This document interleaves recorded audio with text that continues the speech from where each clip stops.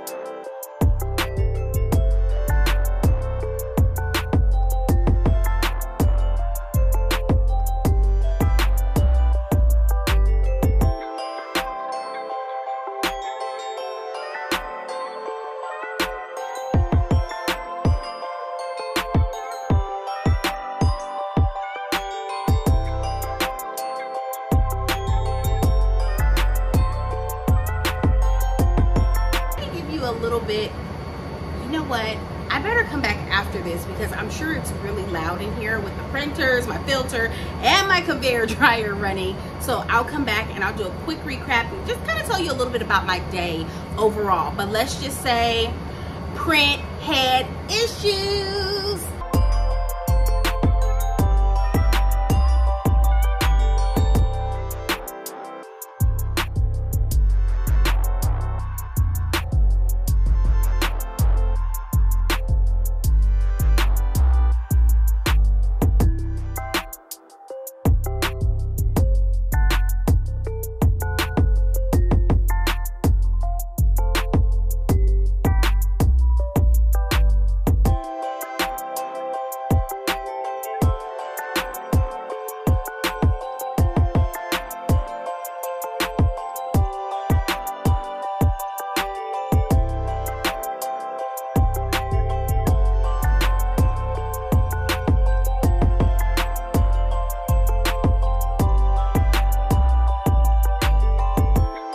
Well, hello there. Welcome to my very first studio vlog. For those of you that are new here, I am Claudia and I'm the proud owner of Pink's Teas and Things, which is a small business where we specialize in direct-to-film transfers. I brought you guys a lot of direct-to-film content, right? And there's more on the way, so stick around for that. Hit that subscribe button now, actually, while you're at it, and turn on your post notifications so you'll be notified each time I drop a new video.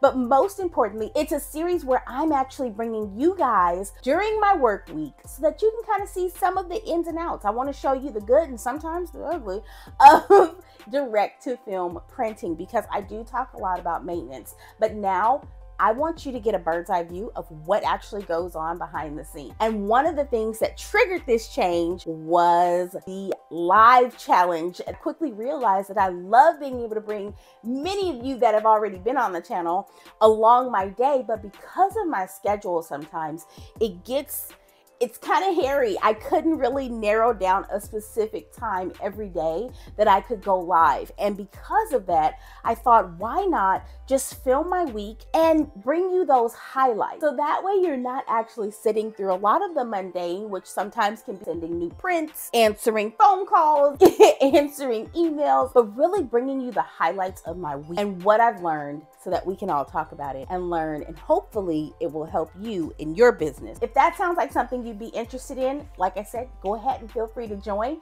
And you've already kind of come into the video just watching my day-to-day routine. This week has been one of those moments where I've had to manually clean my printers, you know, just little mishaps. I had a printer that pretty much fed the film back through the top of the printer. So I'm like, what am I supposed to print on? Hello, Mr. Epson, what's going on? So there's a lot of that. And then of course, just the day-to-day running of it. So last night, what I did was I got all my artwork ready that I needed to run today. And like I said, last night before I left, I printed up some sample packs that I'm going to be trimming, packing, so that I'll be ready. So when it comes time to pack those orders, I'll have sample packs ready to go. I have orders to print. I'm going to get these sample packs ready. I had some invoices I needed to pay this morning, which I did that already, responded to emails. Okay, so before I left, before I closed up shop yesterday, I printed out some pocket-sized prints. And this is just from our fall collection that's on the website. But what I include with every direct-to-film transfer order is a sample pack. And so that sample pack, I really wanted to, be used as an opportunity, especially if my customer is unfamiliar, if it's their very first time ordering from me. I love to include these sample packs because this is their opportunity to really get to learn their heat press and how to actually press these transfers. So you have a couple of tries before you actually start using the transfers that you've purchased. There's so many things that I think about, like when I first started my journey, how there were things that would just freak me out and kind of throw me off kilter throughout the day. Now it's almost like I have like a little Rolodex. So I'm like, oh, okay, it's doing this. It's probably this. And then if it's not that, it may be this, right? So there's a lot of troubleshooting with direct to film, which is something that I constantly talk about. And if you've caught my latest video, I kind of talked about that as well.